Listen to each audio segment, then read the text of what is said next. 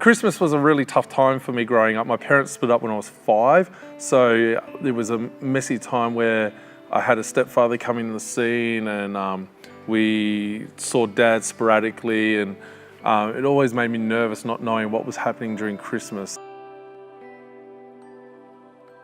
Growing up, I knew my parents loved me, but not being sure of how much they loved me made Christmas difficult. A lot of fighting happened around Christmas with our parents, the stresses of finances, who's having the kids, who's not having the kids, whether we're going to see grandma, grandpa. Everything built up over years. As I grew older, my dad got remarried to another lady, and she made it even more difficult.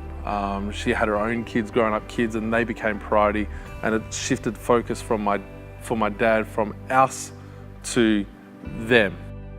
I got anxiety over the Christmas period. I often got sick. I remember one Christmas day I was actually throwing up. I was quite ill, had to go to hospital because of the stresses of Christmas. This continued throughout my teenage years. Even after I made a decision to follow Christ, I was still anxious about Christmas. My mum, when I turned 18, threw me out of house and home, and didn't want anything to do with me for a couple of years, which made it quite difficult. I had nowhere to go for Christmas. So we had church people opening up their house for me to come and have Christmas lunch. It was really nice, some great friends and great people, but it was still really depressing not having my family around celebrating Christmas. When I was 23, I had started dating a lovely young girl, and she made it a mission to actually acknowledge Christmas in my life and make it a big part of my life.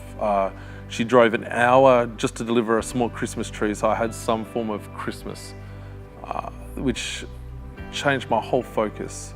Being around people that acknowledged Christmas well, celebrated the life of Christ and celebrated family and friendship and fun, awoken something in me. It made it more of a fun time of the year. Over the last 10 years though, it has been a journey. It hasn't been